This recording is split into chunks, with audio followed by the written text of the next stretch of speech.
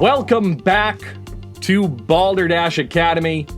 Our points are: in last place, you have Steve with 3 points. Let's go, baby. Next, you have Molly with 9. You have myself with 10. Myself. Yar. You had myself with 10. You had me out. Hello. You have Marie with 15, and you have Nate with 20. Woo. That's a lot of points. And speaking of Nate, it's time for our second pop quiz. This pop quiz is from the Professor of Steam, Nate Green. Nate, what do you have for us? So, I have a pop quiz, which is what you just said we have. So, that's what I have. Now, in September of 2009, John Boswell, who is an electronic musician, created this song and a music video to go along with it. He calls it A Glorious Dawn. And what he did is he used samplings from famous, let me see if I can say the word this time, cosmologists. Carl Sagan, and he actually took clips from his series in the 80s, The Cosmos, and he used clips from Stephen Hawking, from Stephen Hawking's universe. And the reason he did this is because he, as he said, he wants to spread scientific knowledge and philosophy through musical remixes. And he also wants to deliver scientific knowledge and philosophy in musical form. So he thought of putting this out. And when he put it out on YouTube in September of 2009, it blew up. Like within the first couple of days, I think it had like 80,000 hits. And by the end of the week, it was up to 1 million. So I've been listening to that song, watching that music video quite a lot. And I like one of the first things that's said in it. So here's my question. According to Carl Sagan, what is the first step in making an apple pie from scratch? All right.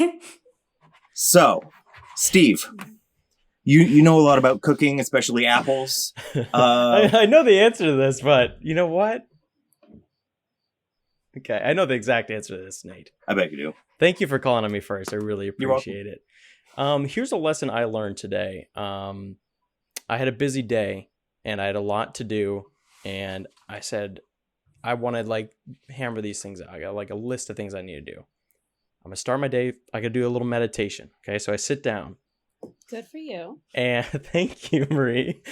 So it's good for what ails you, honestly. And so I get the video playing. I'm really in this nice state, kind of 5 minutes in, feeling really good. And my cat wanders over and, kind of go over, just give her a nice pat. It's like, oh, this is adding to the relaxation, patting a nice furry cat.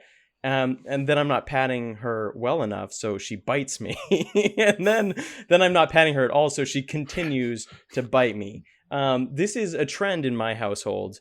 And this also happens at dinner time, where she will jump on the counter and start harassing me for pats, and she will start biting me. So the key to making anything, whether it is a good mental state through meditation or a beautiful apple pie, is first you adequately love the things around you, especially if it's a cat that wants to bite you. That was a long story. All right. I hope you guys enjoyed that. Wow. So the first step in making an apple pie from scratch is to avoid getting a scratch from your cat. From a cat. Thank you, Nate. You summed it up way better than I did. And succinctly, too. So succinctly. And Molly, what is the first step in making an apple pie from scratch, according to Senior Sagan? Absolutely. First, I want to say that song was dope, and I love it. That song is so good. Thanks for bringing that back. I'm totally going to listen to it. Okay, so what they say in the music video and the lyrics of the song to first step for making an apple pie is to do like Newton and sit under an apple tree. I mean, it's kind of obvious. It's science, and that's how you get the gravity, and you get the... Newton was the first guy to invent lazy pie making. by not picking the apples, but letting them fall into your lap. Yeah, it's al natural. It's very Yep. organic, natural baking processes, not necessarily the form, but the processy. And Marie. Well, obviously the first step is to go pick your apples, but it's not just any apples that you have to go picking. You have to go get Galileo apples. Ayo! She did it. Thank you. I'll give you a gala, you give me an Ayo! Gala! Ayo! Use that in Lady Minerva. That's Oh, I will. I'll give that. That's For you. a good bet. So we got a Newton and a Galileo. And Bob, how do we start an apple pie from scratch? You mentioned Carl Sagan, so having somebody who grew up on Cosmos, I would probably say that his first step, being the original Back to Basics, would be to blow up a star. Honestly. Yeah. You know what? Yeah. Butterfly effect. I like that. Well, he's famous for saying we're all made of star stuff. So, before we get into the real answer, let's. I'm going to go backwards because that's how I'm going to remember him. Bob was about blowing stuff up, and Thank you for finishing that sentence. It's good. Or they say up at the end. Or else And it's a then, very different sentence. and then we have Marie with Gala. Heyo! That was lame. And then we have Newton makes it happen. And finally, I realize I'm referencing people, and I don't know if that's where they're going to be at the end. But anyway, Steve, yours was the cat scratch fever. You got it. Nailed it. So how do you want to hand out these points? Well, we all know you need 3.14 cups of flour, but Nice work. Ah! Bob, 5 points. We're going to give Steve 6 points because you really should love yourself and love the things around you. We're going to give Marie 7 points because Gala. Heyo! And we're going to give Molly 9 points because you need the apples and the gravity and Newton. That was good. It Nice work, Molly. Yeah. All right. makes sense. Thanks, guys. Thanks, So, guys. that was good pointage. I'm going to give you 4 points just for scoring that because that you really did well with that. Now, the correct answer was actually Bob was pretty close. I think it sounds like a lot of you have heard it, so you probably know what it is. But the line is, if you wish to make an apple pie from scratch, you must first invent the universe. So I would say Bob was probably I the don't closest think that that's to that. within my skill set. This is also why you never asked Carl Sagan to bring anything for potluck. No, he It takes really forever. overcomplicates it. Yeah. It's out of this world when he does, though. It's out of this world. It's Look, I got another 44 billion years. this chili's only at the Jurassic period. But this dip's mezzanine. It's time for our minute or less question, Amanda. What is your favorite part of entertaining? My favorite part of entertaining is hearing the audience feedback. That's a good 6-second answer. Yeah.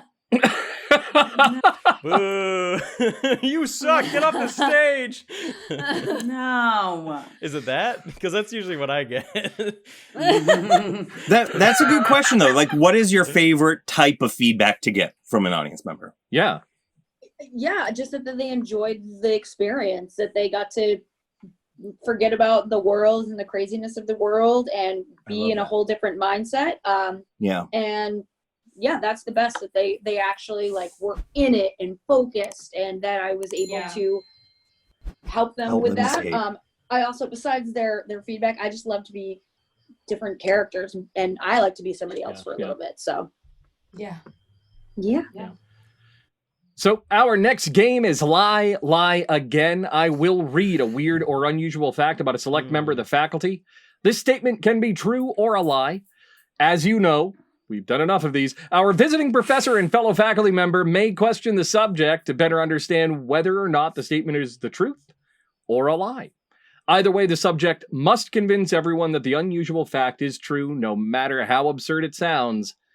So, Steve loves amusement parks. It's a love that has gotten him into trouble more than once. One time, while traveling in England, Steve lost his wallet and passport on a roller coaster. True. Isn't that right, Steve? Yes. Thanks for bringing All right, it up. who has our first question for Steve? When did you realize they were missing? Sorry, Amanda. Nope, that's good. It was probably like an hour later, honestly, as sad as that sounds. Because you think, like, normally I'm someone who's kind of on top of that stuff, but you're just kind of, I was just kind of enjoying the, Maria, what was that face? Because you know that's not true, that I'm not on top of that stuff. The only things in life I'm on top of are usually the things in my pocket. So that's really the extent of my ability to be on top of anything at all. As you guys And can sandwiches. tell and sandwiches. Thank you, Bob. By watching this show. It was about an hour later. We were queuing up for another ride, and that's when I kind of noticed, because they were kind of in a different, like, lower pocket on my zippered shorts. Cargo shorts. Yeah. No, these are like Lord. classy. They're classy. They get like hidden zippers, so nobody knows they're cargo shorts. Yeah. Great. All right, who All has the right. next question for Steve? Amanda, what was that? What was the name of the ride that you were on, Steve? Okay, so this was at Alton Towers in Alton, England, and I believe the ride that I lost them on was Rita, which is a strange name for a roller coaster, but it's a launch. Rita's a ride. It is. It used to be called Rita Queen of Speed, but they renamed it at some point to just Rita. And there was all these theories about what Rita stood for. Adderall. It's like something. It like stands for something backwards, and they just called it Rita. Yeah, whatever. I'll think Now- of it, because it is actually interesting. I bet Alan could figure it out. This this roller coaster, since it was in England, did it go on the other side of the track? Yes, it does go on the other side of the track. Thank you for asking. That was a trick question, because there is no other side of the track. You're lying. See, ironically though, Rita is themed to a car. Like, you're sitting in basically a car. So you Steering could wheel. No, that was theoretically quick. say you're on the other side of the road. Nice job, Okay. Nate. Nice job setting Okay. it up. That's When good. did you find your wallet? Or did you find your wallet and I passport? did. And how? I did, yeah. So, even though it would make a more interesting story, it did not like go flying out on the roller coaster, even though that would have been a better story, because it was a launched roller coaster. It's very fast, got tight corners. What I had done is I had pulled them out because I had put up my friend's stuff in my pockets as well, and I didn't want to cram in. This one had like a tighter seat. So I pulled out everything, kind of set it there. What I had been doing all day is just pulling out my phone out of my main pocket and setting it down. So when I got out of the station and picked up my stuff, I was just grabbing my phone and not the extra stuff. So it sat there for about an hour, and luckily it's a well-run amusement park, and they kept it there, assuming I would come back eventually and pick it up. They're very nice. They're very nice in England, I will say. Yeah. If I could lump an entire nationality into one word, I would say nice. Nice. Nice. Was it just your wallet, or was it also your passport? Wallet and passport, yeah. Wallet and passport. What friend were you on this journey with? I was visiting some friends of mine in England that I actually write music with. Shout out to Josh and Dom, in case they ever happen to listen to us, or in case they're ever guests on our show, because they're both very interesting people and very good musicians. And I was visiting them in England, and they live in very different parts of England. We kind of met in the middle and went to this amusement park. What, did they lose their passports? See, it's hard playing this game because my natural instinct is to yes and, but then no, Nate, I'm sorry. It feels weird to say no to you, but no. It always feels weird to say no to Nate. I know. Look at that face. Any other questions for Steve? I don't know. I have That's one. rough, right? Yeah, Nate, what is it? I have one. So, Steve, you're a sandwich guy. I want your thoughts because amusement park food is notoriously bad. What are your thoughts on the food at that specific park? It was actually quite good what I had. I would have eaten a lot more, actually, if I had had time. The weird thing about England is the interesting things to do, they like close at like 5 o'clock because everyone has to go to the pub or something. I'm not sure what they're doing at 5. Literally, like shopping malls, amusement parks, museums, they close at 5. Like that's like the time everyone's done doing things for the day. So we got there, first thing, like 10 o'clock, and we only had till 5. And it's a big amusement park, very, very, very busy. And there's massive roller coasters. And, me, I'm a huge fan of roller coasters. And who knows the next time I'm going to be back at this park in England. So I'm rushing coaster to coaster. I did stop for a chicken sandwich with fries, with chips, sorry. And I dipped the chips in mayonnaise and ketchup. Okay. At the same time? Proper. Delicious. Yes, at the same time, yeah. Proper. Yeah. Okay. This is the most exciting story I've ever heard. This is better All than me meditating with a cat biting me. I don't know how So- it beats that. You That's why I'm a dog person. heard the questions. Now let's hear your conclusions, Molly. Oh, True God, right or at lie? me. I'm sure that you have been to this amusement park. I'm sure that you did all these things. Whether you lost your wallet or not is the one little that's really getting me. You're a pretty pro roller coaster rider. I don't think you would make up such a novice slip up as that. So I'm going to go with false. All right, Nate, what's your answer? See, he's definitely a pro, roller coaster. I was going to say blader, roller coaster enthusiast. I'm not a But pro he also- rollerblader. No. You also said that you were holding your friend's stuff. So I'm like that. I could see that slip up happening where you were trying to separate things and everything. Everything seemed truthful except for when you said that you always know what's in your pockets, because I've seen you pull stuff out of your pocket and be like, I didn't know that was there. But despite that's really accurate. I'm going to say true. That was the only thing I think that you may have been fibbing on, though. All right, Marie, what's your answer? I agree with Molly. I think that it's absolutely possible, and I think Steve has been to this amusement park and has ridden on this Rita ride. Everybody loves to ride on the Rita. But Get on top. Take a spin. I don't.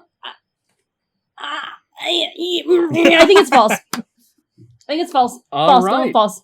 Lies. Lies. So, Amanda, we have Molly with a lie, Nate with a truth, Marie with a lie. What's your take on this? I also believe that, Steve, you did go to this amusement park, and you mentioned that you had a chicken sandwich and fries or chips, and you were rushing around. So I believe in that lack of nourishment and you're running around that you did indeed lose your wallet and passport in your All right. frazzled state.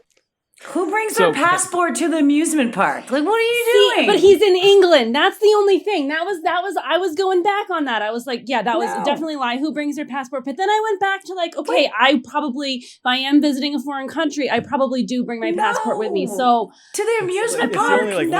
legal ID, so you kind yeah, I probably No. would. No. I still think it's a lie. So we have Molly with a lie, Nate with a truth, Marie with a lie, Amanda with the truth. Steve, what's the story? Most of it was true, except for the part where I left my wallet and my passport. All right, Amanda. While you guys Amanda. are talking, while Amanda's doing this, I'm going to look up what Rita stands for. I did. I'm not sure it stands for anything. It's now, I believe, known as Camilla, Queen of Speed. Oh. Oh. So, Amanda, how would you like to score? Woo! Well, I'm going to give Steve 10 points because you had me. All right. There it Yep. is. Yep. All right. Whoop, there it is. So that's the end of our first half. Our points are in last place, our visiting professor with 4 points. Next, we have myself with 15, Molly with 18, Son of a... Steve with 19, Whoa. Nate Come back. with 20. Our new leader is Marie with 22. How did that happen? Wowzer. Gala! So Hey, join us when we return with Coach Steve and Mask Charades, only on Balderdash Academy. Go Dashers! Go Dashers! For complete episodes and more, visit us at balderdashacademy.com. In the next part of episode 13, we find out if former visiting professor Amy Von Mesa can dominate Michael Jordan in basketball, or if the gravity of the situation will make her go to bed angry. Catch all this and more on the next part of episode 13, only on Balderdash Academy. Thank you for watching. Remember to like, subscribe, and hit that bell icon.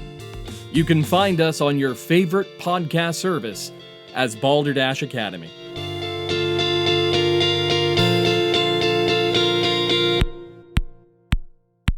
Go Dashers!